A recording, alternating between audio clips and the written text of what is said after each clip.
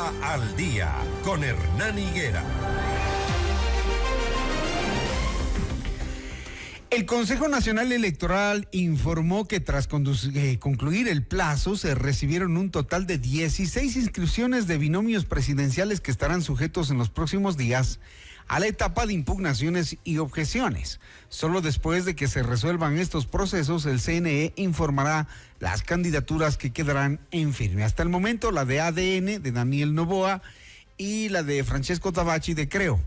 Ellos están calificados por el CNE, pero faltarían 14 binomios que entrarían a este proceso. Sofía Cordero, analista política, está con nosotros. Buenos días, Sofía. Buenos días, Hernán. Hola, ¿qué tal? Bueno, con este panorama que va cada vez más cercano hacia la elección de un nuevo presidente de la República, a la gente como que no le vemos muy conectada con el tema político todavía. Exactamente, para nada hay una desconexión bastante clara. Yo diría que de los 16 binomios podríamos hablar quizá de 5 que podrían estar compitiendo realmente por una opción real. Digo 5, bueno, obviamente el presidente, Luisa González, Jan Topic, que aparece en las primeras encuestas, que es obvio porque es el que, aparte de los dos principales, tiene mayor conocimiento, ¿no? Es decir, la gente lo conoce porque ya fue candidato. Y yo diría que hay dos más, que son Construye con su binomio Henry Cucalón y Carla Larrea, y Creo con Francesco Tabacci y Blanca Sacancela. ¿Por qué digo esos dos más?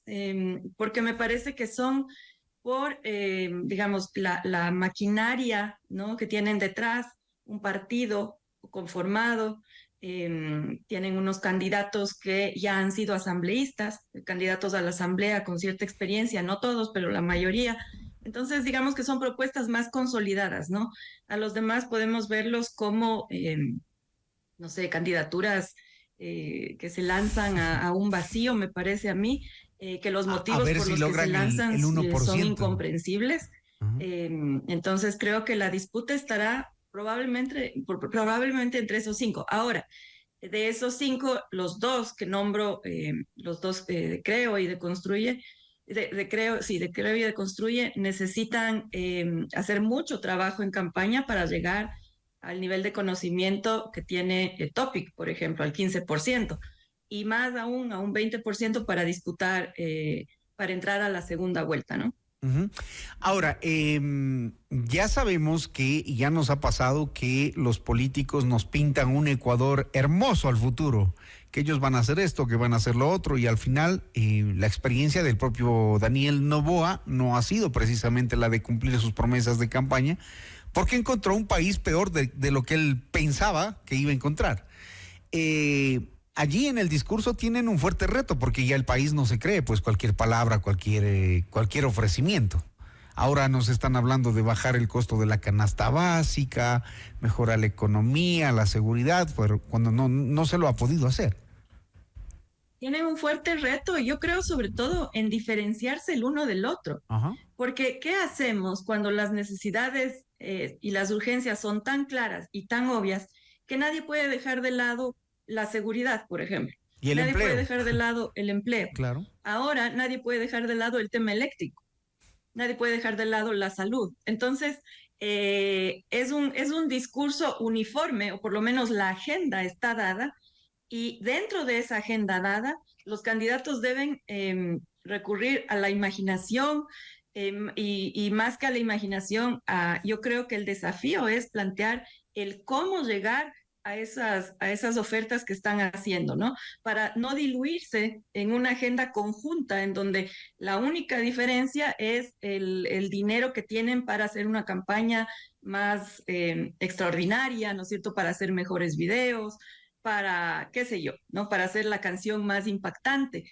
Entonces, el tema es bien complejo, yo creo que por eso, porque deben, yo creo, centrarse en los cómo llegar a cumplir con esas ofertas, ¿no?, con esas reformas. Por ejemplo, el tema eléctrico, ¿no? Este planteamiento de reforma a la ley de No que apagones. planteó Construye, Ajá. por ejemplo, es una manera. Ahora, ese tema ya se diluyó de alguna forma porque, claro, el presidente tomó la iniciativa, que está bien, pero entonces yo creo que los candidatos están dando, están en ese momento en que tienen que crear su identidad y diferenciarse de los demás, a pesar de que la agenda los va a comer, porque es imposible que no los absorba.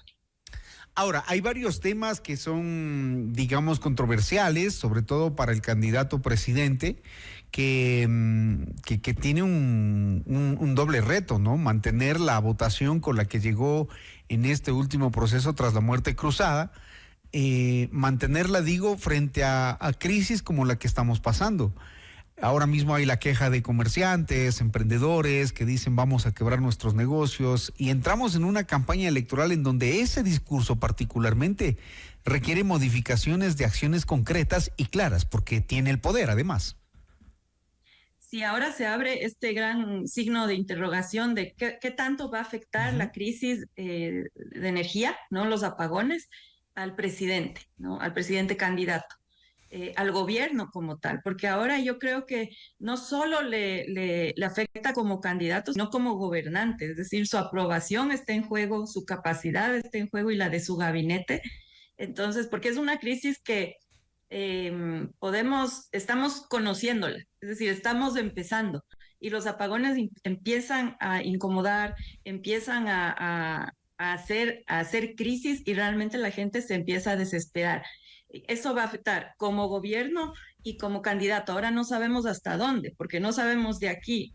Como no tenemos certezas, como no tenemos un organigrama, una comunicación en la que podamos confiar desde el gobierno, no sabemos hasta cuándo van a ser los apagones, ¿sí? No sabemos con qué intensidad y sobre todo no sabemos si en enero, que empiece la campaña ya más fuerte, eh, cómo va a estar esa situación, si seguirá en la memoria de la gente tan fuertemente, si la gente ya de alguna manera se olvidó, porque la gente olvida muy rápido, ¿no? Entonces, eso es importantísimo, pero claramente ahora está marcando la agenda y la iniciativa de todos los candidatos. Ahora, hay otro tema que yo quisiera incluir, el Claro. tema de la vicepresidenta. Justo iba a Eso preguntar también eso. va a Ajá. afectar. Eso también va a afectar al presidente candidato, Porque ahí se va a ver en si las dos, respeta o no la Constitución, ¿no? en los dos escenarios, es decir, si se la saca por la vía que sea, esta vía va a ser ilegal. Es decir, no hay vía legal para excluir a la vicepresidenta de la tarea que debe cumplir, que es reemplazar al presidente mientras sea candidato, ¿no? Si se la saca, le va a perjudicar al gobierno, porque es algo ilegal. Entonces, Claro. incluso pueden haber interpelaciones en la Corte Constitucional. O sea, los demás candidatos no se van a quedar de brazos cruzados y con toda razón, ¿no? Ahora, si no se la saca, también es muy riesgoso porque yo creo que aquí hay que ser más serios de no hablar de imposibles o de disparates de alguna manera. ¿Qué va a traer a Rafael Correa? ¿Qué va a liberar a Jorge Glass? ¿Qué va a abrir las puertas de la roca para que todos salgan libres? Yo creo que no va por ahí. Yo creo que va por una cuestión de desde dentro ya del manejo del poder.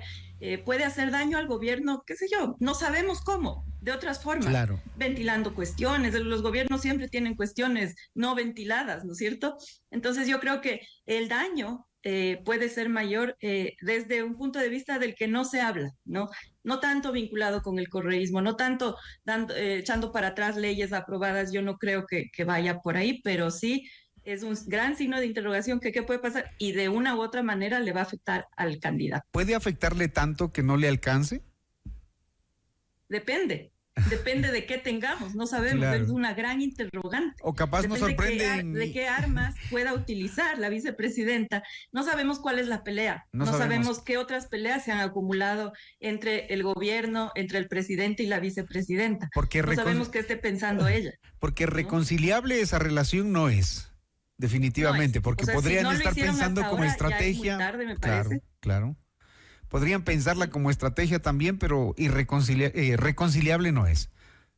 Ya no es, lamentablemente. Yo creo que si eran más inteligentes y estratégicos, ¿no? Desde el gobierno podían hacer una reconciliación bajo los términos que ellos hubieran deseado o hubieran requerido, pero no lo hicieron. Y eso también nos hace pensar, bueno, si no lo hicieron y asumen el costo de no hacerlo, que es mucho mayor, entonces ahí hay algo grave, ¿no? Claro, hay algo que decir y que buscar también ahí, ¿no? Hay algo que decir, sí.